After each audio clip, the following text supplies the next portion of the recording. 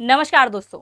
Iran, Israel और America के युद्ध को रोकने की आखिरी उम्मीद भी अब लगभग खत्म होती दिखाई दे रही है, क्योंकि अब यह युद्ध तीसरे वर्ल्ड वार की तरफ बढ़ता हुआ दिखाई दे रहा है। आप सभी जानते हैं कि अब तक अमेरिका बोलते आ रहा था कि हम केवल मिलिट्री ऑपरेशन कर रहे हैं, पर अब ट्रंप ने खुलकर बोल दिया है कि अमेरिका अब युद्ध में शामिल हो रहा है। आज के इस वीडियो में हम चर्चा करने वाले हैं कि किस प्रकार से ईरान की संसद में अमेरिका को लेकर मजाक बनाया जा रहा है। यहां तक कि अमेरिका के 2 फाइटर जेट अभी हाल ही में गिरा दिए गए हैं, और वो फाइटर जेट कैसे गिराए थे उसके बारे में भी चर्चा करेंगे। और ईरान लगातार अमेरिका को बेवकूफ बनाने का काम कर रहा है।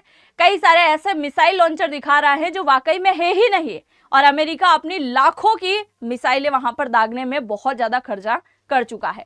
तो आज की इस वीडियो में हम चर्चा करने वाले हैं कि अब युद्ध किस फेज में जाता हुआ दिखाई दे रहा है, क्योंकि अब तक केवल मिलिट्री बेस के ऊपर हमला किया जा रहा था, पर अब जो हमले हो रहे हैं वो वाकई में देखने लायक हैं, क्योंकि अमेरिका हॉस्पिटल पर हमला कर रहा है, पुल पर हमला कर रहा है, जहां पर जरूरी रसद रखी हुई है वहां पर हमला कर रहा है।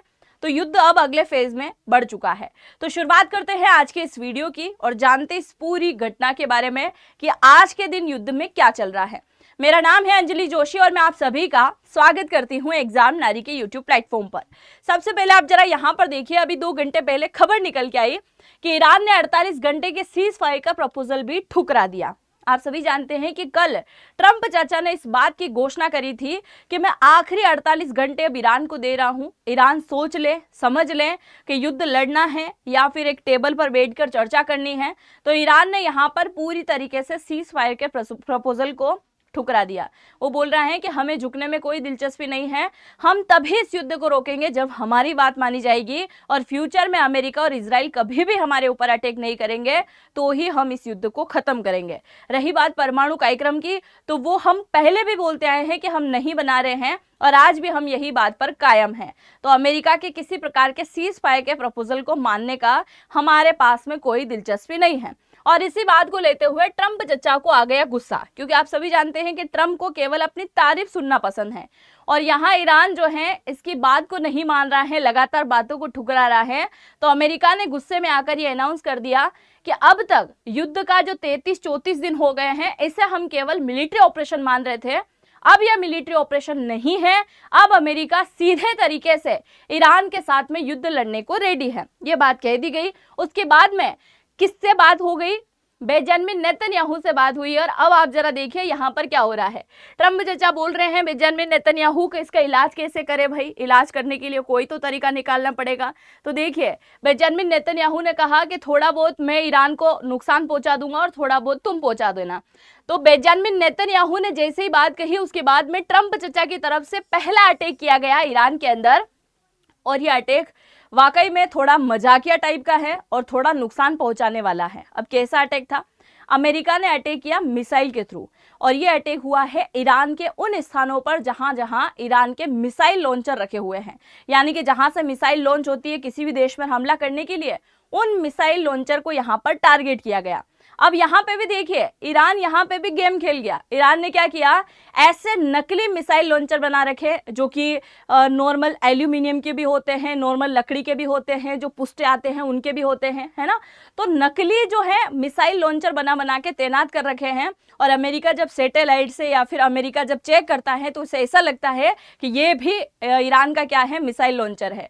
तो ऐसी कई सारी मिसाइलें उन लॉन्चर के ऊपर गिरा दी जो वाकई में नकली थे, कागज के बने हुए थे। और अभी अगर हम बात करें, जैसे 70% मिसाइल लॉन्चर को उड़ाने का काम किया, उनमें से मैक्सिमम 60% जो मिसाइल लॉन्चर थे वो ईरान ने बना रखे थे नकली, और उनके ऊपर अमेरिका लगातार अटैक कर रहा है। यानी कि 10% मिसाइल लॉन्चर असली थे जिनके ऊपर अमेरिका ने अटैक किया, और बाकी सब निकल गए नकली। तो इसे लेकर भी ईरान बहुत ज्यादा मजाक उड़ा रहा है, किसका? अमेरिका का। दूसरा, बेंजामिन नेतन्याहू ने अभी हाल ही में हमला किया है ईरान के स्टील प्लांट के ऊपर। अब आप बोलोगे कि युद्ध में स्टील प्लांट के ऊपर हमला करने की वजह क्या है? स्टील प्लांट वो जगह है जहां से ईरान को ज्यादातर कल पुर्जे मिलते हैं मिसाइलों के लिए। आप सभी जानते हैं कि ईरान की अगर कोई ताकत है तो वो है केवल मिसाइल, है ना। मिसाइल के अलावा दूसरा आता है ड्रोन सिस्टम। तो ड्रोन और मिसाइल का जो पुर्जा होता है, उसकी जो पूरी पाइप होती है, जो भी उसके लिए जो यूज होने वाला सामान है, वो कहां से जाता है? स्टील प्लांट से ही रेडी होकर जाता है।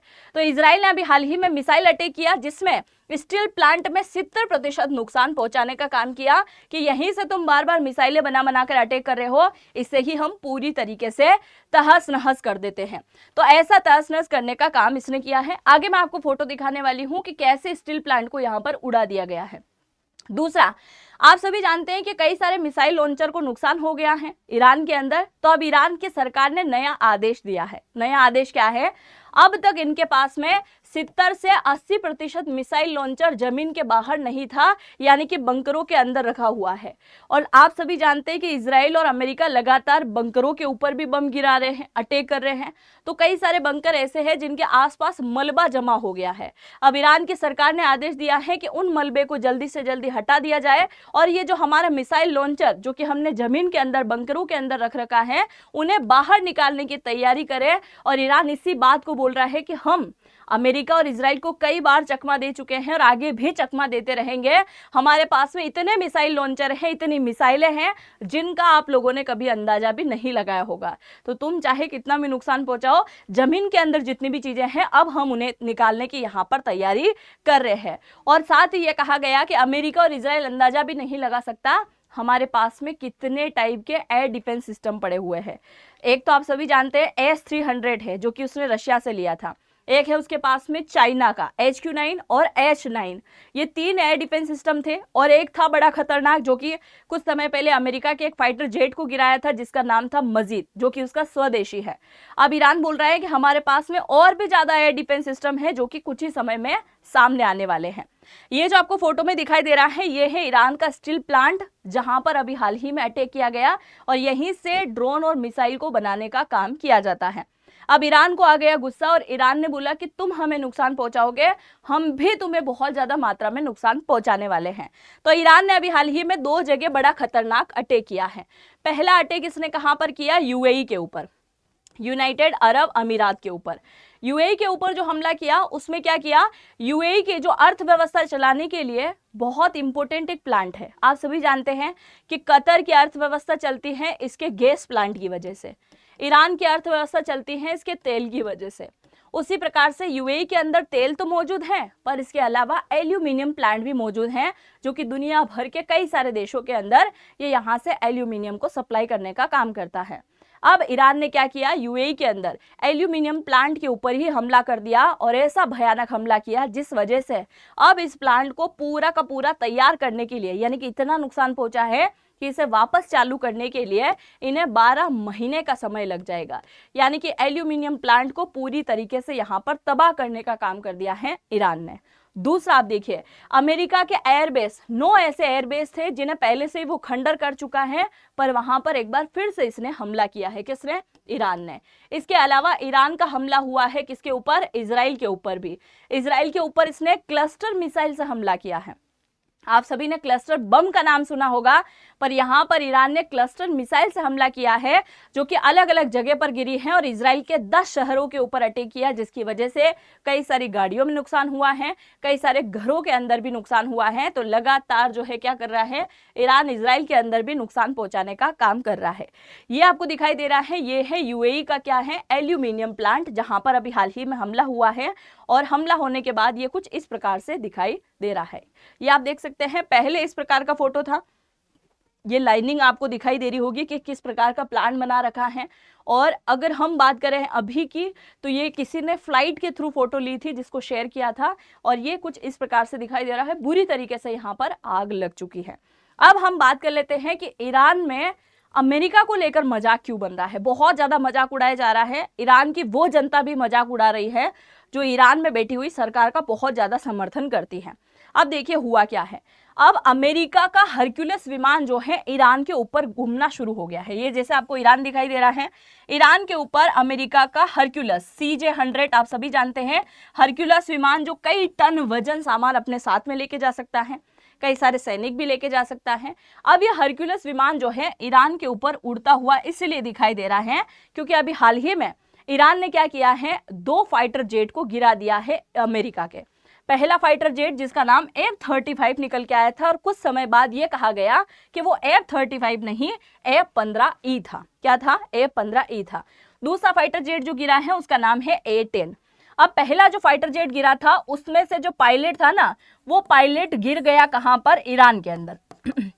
और जैसे ये पायलट ईरान के अंदर गिरा तो अमेरिका ने अपने हरक्यूलिस विमान को भेजा, तो एक को वहां से रेस्क्यू कर लिया गया। यानी अमेरिका दुश्मन देश के अंदर घुसकर अपने सैनिक को बाहर निकाल के लेके चली गई। अब रही दूसरे सैनिक की बात, जिसे भी क्या किया जा रहा है, लगातार यहाँ पर उड़ान भर के चेक किया जा रहा है कि वो कहाँ है, उसे जल्द ही ढूंढ लिया जाएगा। इधर बेंजामिन नेतन्याहू का स्टेटमेंट आता है कि अमेरिका को टेंशन लेने की जरूरत नहीं है, आपका जो पायलट वहां पर गिरा है उसे हम किसी भी कीमत पर निकाल देंगे। अब आप देखिए बेंजामिन नेतन्याहू ने इतना कॉन्फिडेंस में आकर बोला है, ये बात वाकई में सोचने वाली है, क्योंकि आप सभी जानते हैं कि ईरान के अंदर ऑलरेडी मोसाद के कई सारे व्यक्ति घूम रहे हैं।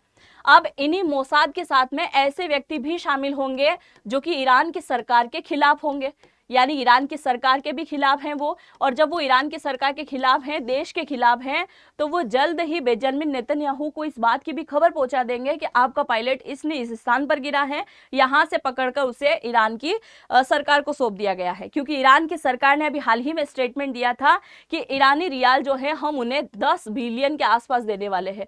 मतलब बहुत ज्यादा अमाउंट बता रहे, कभी ये वाला अमाउंट बता रहे हैं, और कभी भारतीय करेंसी में अगर हम बात करें तो कभी 50 लाख रुपए बताए गए हैं, कभी 70 लाख बताए गए हैं। मतलब ये आंकड़ा तो अभी तक सही नहीं आ पाया कि ईरान की सरकार ने किस प्रकार की घोषणा करी है। ईरान की सरकार ने कहा है कि अगर कोई भी अमेरिकी पायलट को ढूंढकर हमें सौंप देगा तो हम इतनी बड़ी रकम उसे देने वाले हैं।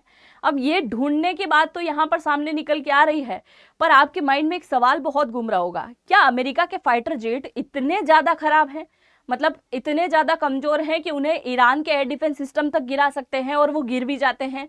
ये तो स्टेल्थ विमान है ना। अगर हम F-35 की बात करें तो ये अमेरिका के शक्तिशाली फाइटर जेट में से एक है, ये कैसे गिर सकता है? तो इसे लेकर भी अभी हाल ही में ईरान की तरफ से खुलासा किया गया था। आप सभी को याद होगा कि ये जो विमान गिरा था, इसे गिरे हुए लगभग 4-5 दिन से ज्यादा का टाइम हो गया, और दूसरा वाला जो गिरा है वो अभी कल ही गिरा है। तो जो पहले वाला गिरा था ना, उसके पीछे ईरान की तरफ से जो स्टेटमेंट आया है उसकी रणनीति आप जरा सुनिए। जैसे आपको दिखाई दे रहा है, ये रहा ईरान, है ना। तो जैसे ही अमेरिका के जितने भी बेस बने हुए हैं वहां से और इजराइल के जो बेस है वहां से, यानी कि इजराइल से एकदम अचानक से ईरान के अंदर हमला किया गया। जब हमला किया गया तो उन्होंने एयर डिफेंस सिस्टम को पूरी तरीके से कर दिया बंद, यानी कि उसके रडार सिस्टम में तो वो सारी चीजें आ गई कि इस देश से हमला किया जा रहा है, इस प्रकार की मिसाइलें इधर आ रही हैं और वो हमारे देश में यहाँ पे इस शहर के अंदर नुकसान पहुंचा सकती हैं। ये बात ईरान बहुत अच्छी तरीके से जानता था। अब ईरान ने क्या किया, अपने एयर डिफेंस सिस्टम को कर दिया पूरी तरीके से बंद, और जब बंद किया तो ये लगातार 2-3 मिसाइलें इन्होंने छोड़ दी। जैसे इन्होंने मिसाइलें छोड़ी तो ईरान के अंदर काफी ज्यादा मात्रा में नुकसान हुआ, और जब ईरान के अंदर नुकसान हुआ तो अमेरिका और इजराइल के माइंड में ये सवाल आ गया कि इनके तो एयर डिफेंस सिस्टम हो गए फेल, अब तो ईरान हमसे जीत नहीं सकता।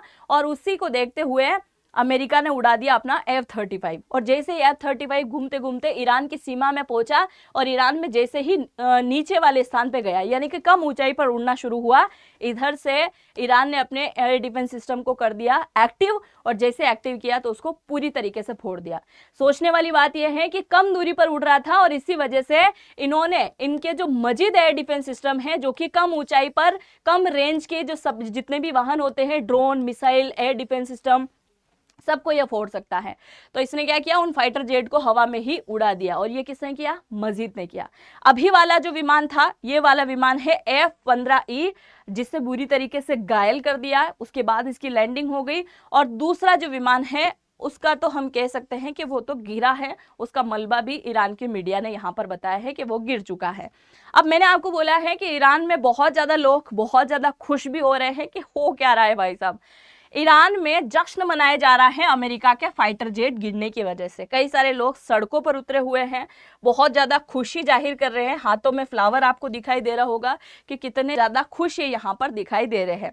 इसके साथ ही ईरानी संसद के अंदर अमेरिका के किस प्रकार से खिल्ली उड़ाई जा रही है, आप जरा इसे देखिए। ईरान की संसद के जो अध्यक्ष हैं, इन्होंने अमेरिका के रेस्क्यू ऑपरेशन का मजाक उड़ाया। क्या कहा है जरा ध्यान से सुनिएगा। ईरान के संसद के अध्यक्ष मोहम्मद बागेर गालिबाफ, ये जो आपको दिखाई दे रहे हैं ये है मोहम्मद साहब। इन्होंने कहा है कि अमेरिका फाइटर जेट गिरने के बाद चल रहे रेस्क्यू ऑपरेशन पर तंज कसा है।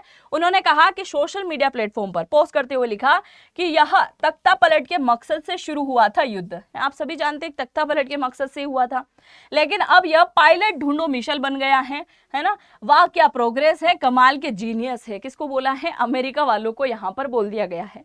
दूसरा, अमेरिका ने स्टेटमेंट दिया कि अब बहुत भयंकर तबाही मैं करने वाला हूं, भारी युद्ध करूंगा और हॉर्मुज स्ट्रेट को मैं जल्द ही खुलवा दूंगा।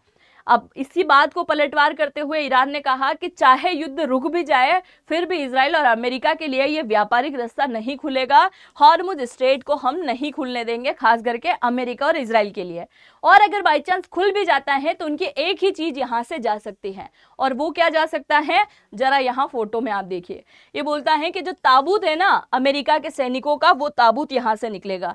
हॉर्मुज से सिर्फ अमेरिकी ताबूत गुजर सकते हैं, और ये स्टेटमेंट आता है ईरान की तरफ से। तो आप देखिए कि युद्ध कौन से फेज में जाता हुआ दिखाई दे रहा है, क्योंकि ईरान क्लियर बोल चुका है तुम 48 घंटे का टाइम दो या फिर 48 दिन का, युद्ध अब नहीं रुकेगा, और अगर रुकेगा तो हमारी शर्तों पर रुकेगा। जब तक अमेरिका और इजराइल हमारी शर्त को नहीं मानेगा तब तक इस युद्ध को नहीं रोकने वाले। मतलब सीधे तरीके से ट्रंप चचा इस युद्ध के अंदर फंस चुका है, क्योंकि उसने केवल सोचा था तख्ता पलट करवाएंगे, जनता हमारा साथ देगी, ऐसा हुआ नहीं। और जब जनता सड़कों पर आई, तुम्हारी मदद की जरूरत थी, तब तुमने किया नहीं। अब इस वजह से ट्रंप चचा फंस चुका है और अब भारी कीमत जो है इसको चुकानी पड़ेगी। अब ये जो मानने में आ रहा था ना कि युद्ध एक हफ्ते में ही बंद हो जाएगा, रुक जाएगा, वो तभी रुक सकता है जब ईरान सोचेगा कि हाँ हम मान रहे हैं। बाकी इजराइल किसी और के कहने पर यह युद्ध नहीं रुकने वाला, ईरान जब सोचेगा तभी यह युद्ध रुकेगा। आप जो भी सोचते हैं अपनी राय को जरूर से कमेंट सेक्शन में लिख दीजिएगा। चैनल पर पहली बार आए हैं तो सब्सक्राइब जरूर से कीजिएगा। मिलते हैं नेक्स्ट वीडियो में। और हाँ, अगर आप जनरेटिव एआई को सीखना चाहते हैं तो इसी वीडियो के कमेंट सेक्शन में आपको मिल जाएगा, और आपको यहाँ पर डिस्काउंट कोड डालना है नारी100। ये कोड डालते ही आपको अच्छा खासा डिस्काउंट यहाँ पर मिल जाएगा। Apply now. मिलते हैं नेक्स्ट वीडियो में। जय हिंद, जय भारत।